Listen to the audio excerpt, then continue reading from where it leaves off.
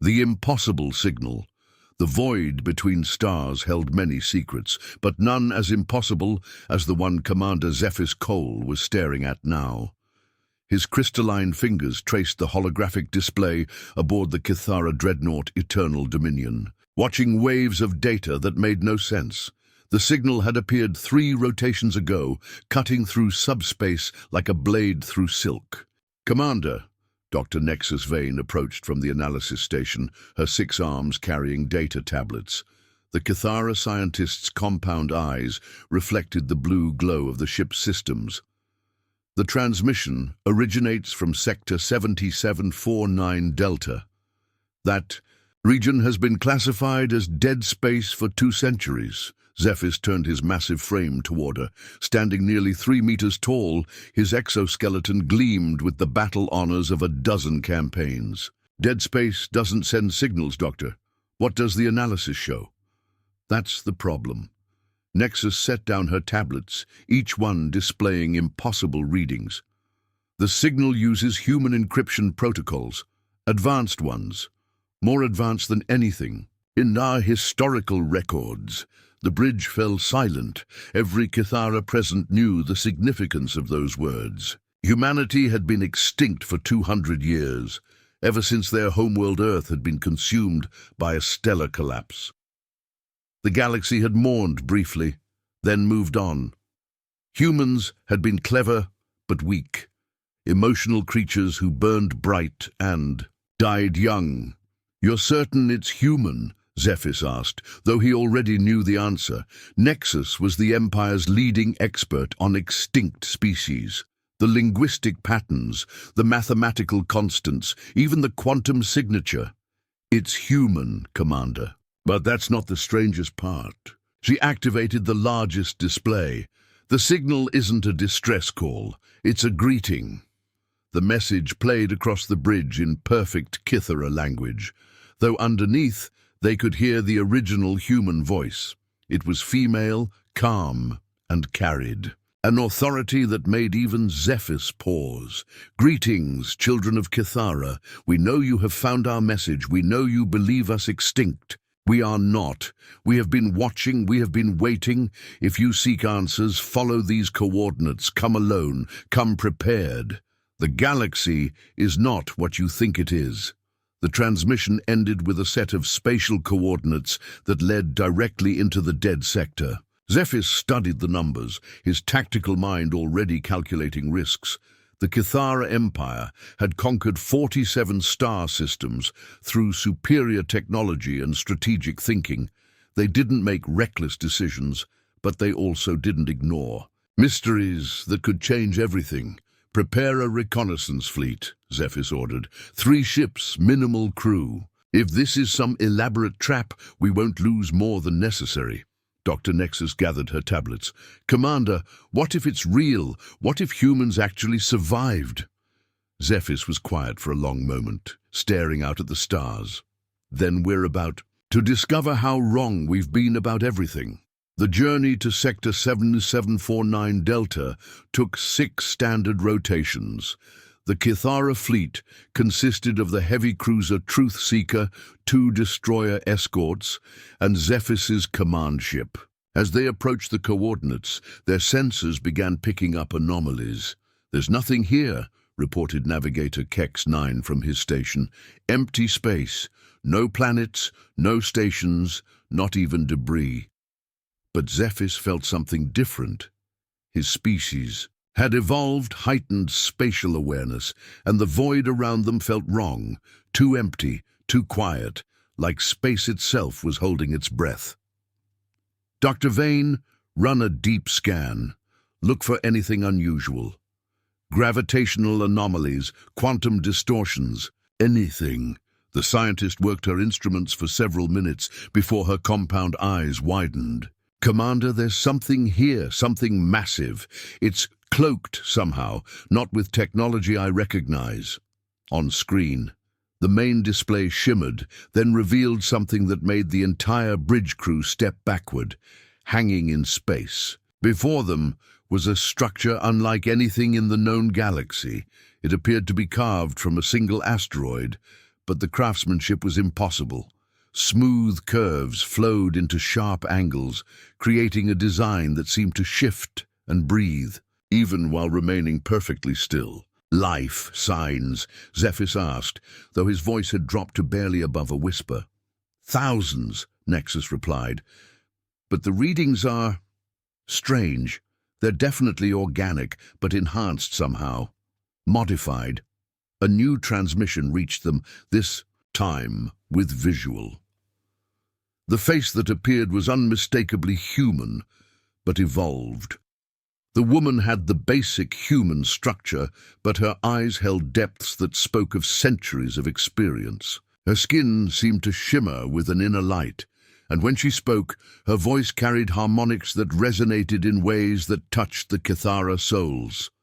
"Welcome, Commander Zephys Cole of the Eternal Dominion. I am Captain Elena Cross of the Sanctuary. We have been expecting you." Zephys found his voice. "You know my name. We know many things. We have been watching your empire grow, learning your ways, understanding your people. We mean no harm, but we needed to make contact." The galaxy faces a threat that none of us can handle alone. Humans have been extinct for 2 centuries. Earth was destroyed. Elena's expression grew sad but determined. Earth was sacrificed, not destroyed. There is a difference. We saved what we could, evolved what we must, and prepared for what was coming. We have spent 200 years becoming something more than human, while remaining true to what humanity means. The transmission shifted to show the interior of the human construct. Zephys saw corridors that seemed to bend space itself, chambers filled with technology that appeared to be grown rather than built, and humans who moved with a fluid grace that suggested they had adapted to conditions beyond normal existence. "This is impossible," Dr. Vane whispered. "The technology, the life support systems, the space-time distortions, they're doing things that violate fundamental laws of physics." Elena seemed to hear her despite the transmission delay.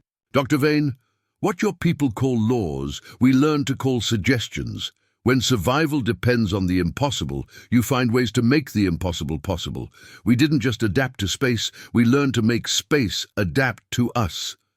Zephys felt a chill run through his exoskeleton. "What do you want from us?" "To show you what's coming, and to offer you a choice." The transmission ended, but immediately their sensors detected movement. From within the asteroid construct, shapes began emerging. They were ships, but unlike any vessels in Kithara records. They seemed to be made of crystallized starlight, moving through space without visible propulsion, leaving trails of energy that bent reality around them. "How many?" Zephys asked. 12? No, 20. "Commander, they keep appearing. It's like they're stepping out of folded space itself." The human ships arranged themselves in a perfect formation around the Kithara fleet, not threatening, but unmistakably present, a demonstration of capability that spoke louder than any weapon. Another transmission arrived, this time from multiple sources simultaneously. Elena appeared alongside other humans, each one showing the same evolutionary adaptations, the same impossible calm in the face of the universe's hostility. 200 years ago, we discovered something," Elena said. "A force moving through the galaxy, consuming entire civilizations, not destroying them, but converting them, turning them into something else, something that serves a purpose we couldn't understand. Earth wasn't destroyed by natural stellar collapse. It was targeted. We sacrificed our world to fake our extinction, to buy time to prepare." The display shifted to show images that made Zephys's tactical mind real. Entire star systems gone dark, civilizations that had simply vanished from galactic records. Patterns of disappearance that suggested something was methodically working its way through populated space. "We call it the silence," Elena continued. "It's coming for everyone, including the Kithara. But we've learned to fight it. We've learned to hide from it. And we've learned to become something it can't convert." Dr. Vane stepped forward. "Why reveal yourselves now? Why not remain hidden? Because the silence has learned too. It's adapting. Soon, hiding won't be enough. We need allies. We need the combined strength of every species in the galaxy. The transmission showed the human ships beginning to move, but not away from the Cathara fleet. Instead, they began to demonstrate their capabilities. One ship simply vanished, reappearing on the other side of a nearby star instantaneously. Another began to reshape itself, flowing like liquid metal into a completely different configuration.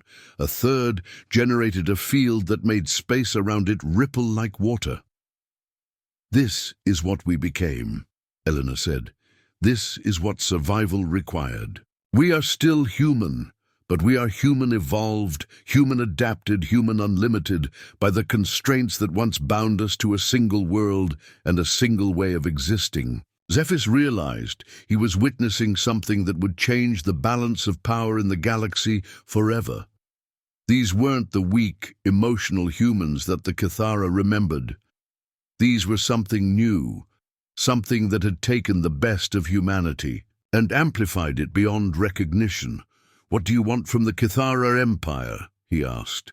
Elena's image smiled, and for a moment Zephys saw the ancient human warmth that had once made their species beloved by many.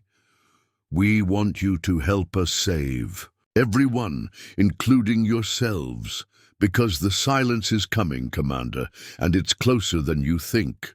The silent awakening, the revelation hung in the space between the Cathara fleet and the impossible human construct like a gravity well, pulling everything toward a new understanding of reality. Commander Zephys Cole felt his carefully ordered worldview reshaping itself around this new information, the way space-time bent around a massive stellar object. "Show us," he said simply. Elena Cross nodded, and the transmission expanded to include other figures. A tall, human male stepped forward, his appearance even more dramatically evolved than Eleanor's. His name appeared in Cathara text as Marcus Webb, but his title defied translation. The closest approximation was Engineer Mystic, though even that failed to capture the full meaning. 2 centuries of isolation changes a species," Marcus said, his voice carrying harmonics that seemed to resonate directly with consciousness itself. "We didn't just adapt our bodies. We adapted our minds, our souls, our relationship with the universe itself." The display around them shifted, showing not the interior of a ship, but something far more profound. Zephys realized he was looking at the human construct from the inside, but the inside was larger than the outside. Space folded and twisted, creating chambers that existed in multiple dimensions simultaneously. Dr. Nexus Vane's instruments were screaming impossible readings. "Commander, they're manipulating space-time itself, not with technology as we understand it, but with thought, with will." Marcus smiled and space rippled around him like water. "When your survival depends on transcending physical law, you learn that physical law is more flexible than most species realize. We didn't just build ships. We learned to become the ships. We didn't just create technology. We became the technology." "That's impossible," Nexus whispered, but her scientific mind was already trying to process what she was seeing. "Doctor," Elena said gently, "your people conquered 47 star systems by believing that superior technology equals superior civilization. You're not wrong, but you're not complete. What happens when technology and consciousness merge completely? What happens when a species stops using tools and becomes the tools?" The transmission shifted again, and Zephys found himself looking at something that redefined his understanding of space combat. The human ships weren't separate vessels at all. They were extensions of a collective consciousness, moving with perfect coordination because they were controlled by a single distributed intelligence. "We call it the network," Eleanor explained.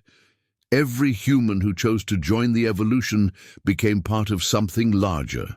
We maintain our individuality, our personalities, our essential humanity, but we also share awareness, knowledge, capability. When one of us learns something, we all learn it. When one of us faces a threat, we all respond to it. A new voice joined the transmission, and Zephys recognized immediately that this was someone with ultimate authority. Admiral Sarah Chen appeared, her presence commanding even across the vast distance of space. Unlike Elena and Marcus, she showed fewer physical modifications, but her eyes held the weight of centuries and the depth of impossible knowledge. "Commander Cole," she said, "I'm going to show you something that will change everything you think you know about the galaxy. But first, I need you to understand what you're seeing. This isn't a recording. This isn't a simulation. This is happening right now, in real time, across multiple star systems simultaneously." The display expanded beyond anything Zephys had ever experienced. Suddenly, he wasn't just seeing one location, he was seeing dozens, hundreds of locations throughout the galaxy. Human ships emerging from hiding places that shouldn't exist. Asteroid fields that revealed themselves to be massive constructs. Empty space that bloomed into entire fleets. "We never left," Admiral Chen said. "We never went extinct. We went silent. We distributed ourselves across the galaxy, learning, growing, preparing. Every species that thought humans were gone, every civilization that moved into former human territory, every empire that expanded into what they thought was empty space. You were never alone. We were always there, watching, protecting, preparing." Dr. Vane's compound eyes were wide with shock. How many humans survived?" "That's the wrong question," Marcus replied. "The right question is, how many humans became something more?" The display showed the truth. Across the galaxy, in star systems that had been written off as barren, in asteroid fields that seemed empty, in the dark spaces between the stars themselves, humanity had not just survived. They had thrived, they had evolved, they had become something that transcended the normal limitations of organic life. "The Cathara Empire controls 47 star systems," Admiral Chen said. "We exist in over 400. We don't control them. We are them. We became part of the stellar geography itself." Zephys felt his tactical mind struggling to process the implications. If humans had this kind of presence, this kind of capability, they could have conquered the entire galaxy centuries ago. Why remain hidden? With this power, you could have ruled everything. Elena's expression grew sad. "Because ruling was never the point, Commander. Surviving was the point, and survival required becoming something that could face the silence." The transmission shifted one final time, showing images that made Zephys's exoskeleton shiver with primal fear. The silence wasn't just a force that consumed civilizations. It was something that converted them, absorbed them, turned them into extensions of something vast and cold and utterly alien. "It's moving through the Andromeda galaxy now," Admiral Chen said, "systematically converting every form of consciousness it encounters. In approximately 50 standard years, it will reach the edge of our galaxy. Every species will face the same choice: be converted or find a way to become something it can't convert." "And you believe you've found that way?" Zephys asked. "We found one way," Marcus replied, "but we need more. We need every species to contribute their unique perspective, their unique strengths, the Cathara's strategic brilliance, the Vorten collective memory, the Nexus computational power. We need everyone." The human ships around the Cathara fleet began to move, but not in any pattern Zephys recognized.